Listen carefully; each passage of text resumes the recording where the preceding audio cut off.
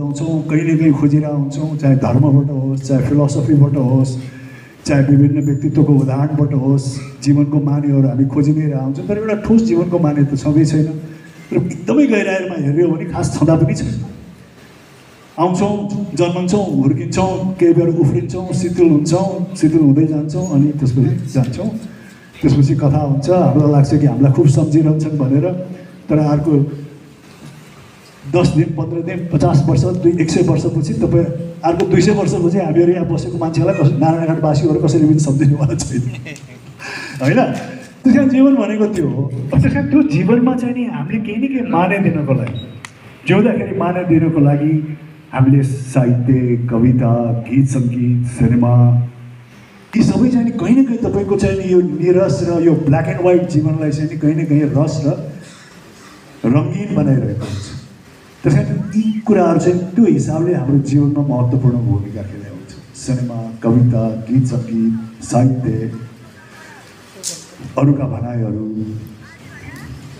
अब भूमेश्वरजी, अब टुङ्ग्याउनतिर नै लागेँ म चाहिँ। सचिन योगलजीले मलाई पहिला यहाँ आउनुभन्दा अगाडि, स्टेजमा आउनुभन्दा अगाडि भन्नुभएको थियो फ्लोर ओपन नगर्ने भनेर। नगर्ने, अब टुङ्ग्यो नै।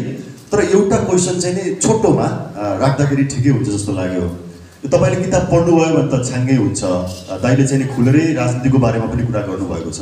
अघिको दाइको स्टेटमेन्टहरूमा पनि उहाँले खुलस्तसँग कतिपय मान्छेहरू डराउँछन् राजनीतिको बारेमा कुरा गर्नको लागि, मेरो पब्लिक फिगरमा अलिकति समस्या पर्छ कि भन्ने अर्थमा पनि होला।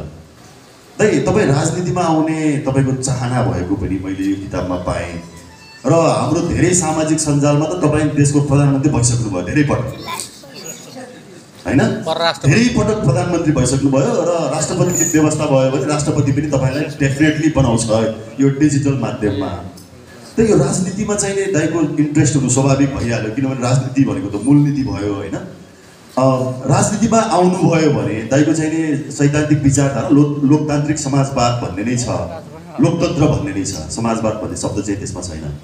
दाइको चाहिँ नि त्यो पार्टीको मोटामोटी उद्देश्य खाका र यो देशलाई बदल्नको लागि चाहिँ दाइसँग योजनाहरू चाहिँ कस्तो होला दाइ? यसबाटै बिट मारौँ होइन त भूमेश्वरजी, किनभने यो अलिक रोचक पनि होला जस्तो लाग्यो मलाई, अलिकति गम्भीर खालको पनि डिस्कोर्स होस् भन्ने अर्थ हो।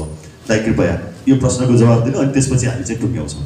होइन, म यसलाई एकदमै छोटो उसमा जवाफ दिन्छु कि अब राष्ट्रको राजनीति भनेको यस्तो कुरा हो। मलाई एउटा राजनीतिकै प्रोफेसरले पहिलो क्लास लिँदाखेरि म सम्झिन्छु, उहाँले भन्नुभएको कि राष्ट्र र समाजमा बसिसकेपछि व्यक्ति राजनीतिबाट अलग्गिन सक्ला, तर राजनीति ऊबाट अलग्गिँदैन, होइन?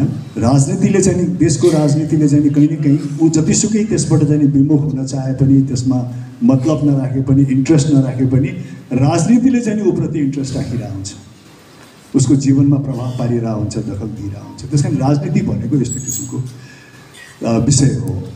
त्यसैले सक्दो हरेक सचेत नागरिकले चाहिँ नि राजनीतिमा आफै प्रत्यक्ष इन्भल्भ नभए पनि राजनीतिको सुझबुझ आफ्नो राष्ट्रको राजनीतिमा चाहिँ चासो राख्नुपर्छ। त्यो चासो राखेको खण्डमै चाहिँ नि हामीले चाहिँ सही नेतृत्व पाउने हो। भौकामा आउनुभयो, त्यत्तिकै लहलैमा आउनुभयो भने त हामीले कहिले पनि सही नेतृत्व पनि पाउँदैनौँ। कुनै किसिमको चाहिँ नि जुन हामीले चाहिँ नि स्थायी भएन भन्छौँ, त्यो कहिले पनि पाउँदैनौँ, किनकि निर्णय हामीले नै गर्नु। हाम्रो निर्णय फितलो भयो भने परिणाम पनि फितलो नै हुन्छ। धेरै नेताहरूले पनि भन्नुहुन्छ कि हामी त त्यही नै हो जो जनता हो भनेर भन्नुहुन्छ। जनता यस्तो छ भने हामी किन असाधारण हुन्छौँ र भनेर पनि भन्नुभएको छ। त्यस कारण राजनीतिमा इन्ट्रेस्ट र चासो चाहिँ हरेकले राख्नुपर्छ, मेरो पनि छ। र मेरो मूलभूत चाहना हाम्रो राष्ट्रमा चाहिँ नि यो फलाना व्यक्तिबाट राम्रो होला कि, फलाना व्यक्ति प्रधानमन्त्री भयो भने ठिक होला कि, फलाना व्यक्ति परराष्ट्र मन्त्री भयो भने ठिक होला कि भन्ने वातावरण किन आउनु हो भने जो व्यक्तिले आजीवन आफूलाई राजनीतिमै समर्पण गर्नुभएको छ, जसरी मैले चलचित्रमा आफूलाई समर्पण गरेँ, त्यसै गरी यहाँ धेरै व्यक्ति हुनुहुन्छ जसले राजनीतिमै आफ्नो जीवनमा समर्पण गर्नुभएको छ।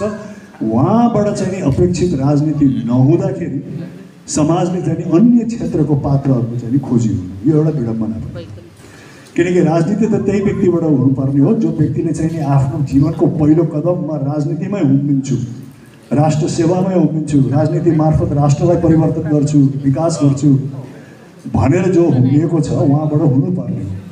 किनकि उहाँहरूको चाहिँ सबैभन्दा बढ्ता आत्मीयता र निकट चाहिँ राजनीति उहाँहरूकै हुन्छ। तर उहाँबाट नहुनु भनेको मतलब कि हाम्रो राष्ट्रले भोगेका परिणामहरू जुन किसिमको अहिले घडीमा हामी उभिएका छौँ त्यो पनि त्यसैको परिणाम हो। कारण राजनीति भनेको त्यो हो र कुनै पनि क्षेत्रमा लागेको व्यक्ति फेरि एउटा न एउटा बिन्दुमा गएर म राजनीति गर्दिनँ भनेर चाहिँ नि म भन्दिनँ। तर मेरो चाहिँ नि अहिले इन्ट्रेस्ट कलामै छ, मैले राजनीतिमा एकदम डिसाइड पनि गरिसकेको छैन। तर राजनीति अहिलेको यो घडी हेर्ने हो भने म 1 मिनटमा भनिदिन्छु, अहिलेको यो परिवर्तनको घडी हेर्ने हो भने मैले यो पुस्तकमा पनि लेखेको छ। पुस्तकमा मैले अहिलेको यो परिवेशको परिकल्पना आजभन्दा 1.5 वर्ष अगाडि गरेको थिएँ। पछिल्लो चुनावमा मैले एउटा ठुलै नेता, नेतृत्वदायी भूमिकामा खेल्ने नेताको चाहिँ भेटघाट क्रममा मैले उहाँलाई के भनेको थिएँ भने हरेक पुस्तामा एक किसिमको जेनेरेसन ग्याप त हुन्छ हुन्छ, सदियौँदेखि भइरहेछ। बाउबाट छोरा, छोराबाट नाति, यिनीहरूमा एउटा जेनेरेसन ग्याप सोचाइ बुझाइको हुन्छ। तर जति फराकिलो जेनेरेसनल ग्याप अहिले तपाईँहरू र अहिले आउँदो पुस्ताहरूमा छ त्यतिको फराकिलो चाहिँ विगतमा छैन। त्यस कारण तपाईँहरूले चाहिँ मेन मनन गर्नुपर्ने कुरा चाहिँ के हो भने नयाँ पुस्ताहरूको चाहना इच्छा के हो। किनकि अहिलेसम्म जति पनि आन्दोलन भयो, मैले आन्दोलन हुनुभन्दा अगाडि पनि मैले धेरैलाई भनेको थिएँ, पुस्तकमा पनि भनेको छु, जति पनि पहिला आन्दोलन भयो कुनै न कुनै आइडियोलोजीको मुनि भयो। त्यो आइडियोलोजीलाई हाँक्ने नेताहरूको नेतृत्वदायी भूमिकामा भयो। हरेक आन्दोलन र क्रान्ति कुनै कुनै सिद्धान्त र त्यो सिद्धान्त बोकेका शीर्ष नेताहरूको पछि लागेर हामीले आन्दोलन गऱ्यौँ, क्रान्ति गऱ्यौँ। तर मैले के भनेको थिएँ भने अब अर्को आन्दोलन हुन्छ भने लिडरलेस आन्दोलन हुन्छ, आइडियोलोजी बिनाको आन्दोलन हुन्छ र त्यो आन्दोलनको माग चाहिँ नि भ्रष्टाचार, शिक्षा, रोजगार, स्वास्थ्य यी यथावत कुराहरूलाई लिएर चाहिँ हुन्छ राष्ट्रमा। अब यही रूप लिएला जेनजीले गर्दा भनेर त मैले परिकल्पना गरेको थिइनँ। तर अब आन्दोलन भयो भने चाहिँ यस्तो किसिमले हुन्छ। यो कुनै पनि आइडियोलोजीको मुनि हुँदैन, यो कुनै पनि नेतृत्वको पछाडि लागेर पनि हुँदैन। यो स्वतस्फूर्त रूपमा जनता बेरोजगारी, शिक्षा, भ्रष्टाचार यसको खिलाफमा चाहिँ नि उत्रेर यो मूर्त रूपमा चाहिँ नि आफ्नो समाज र राष्ट्रमा परिवर्तन चाहने व्यक्तिहरू हुन्छ भनेर करिब त्यही नै भएको छ। त्यस कारण अहिले भनेको त्यही नै हो तपाईँको। किनकि विगतमा धेरै नेताहरूले विभिन्न आइडियोलोजीकै भरमा चाहिँ नि सङ्गठित व्यक्तिहरूलाई सङ्गठित गरेर एक किसिमको सङ्गठन निर्माण गर्नुभयो होइन। कसैले फलानो देशमा फलानो नेताले फलानो तरिकाले किसानलाई जम्मा गरेका थियो, फलानो ठाउँमा मजदुरलाई जम्मा गरेका थियो, फलानो व्यक्तिले चाहिँ फलानो किसिमको चाहिँ नि बात लिएर आएको थियो भनेर त्यो रिले गरेकै कारण व्यक्तिहरू त्यसको त्यो न्यारेसनको मुनि सङ्गठित भयो। तर त्यो त खालि न्यारेसनमा मात्रै रह्यो।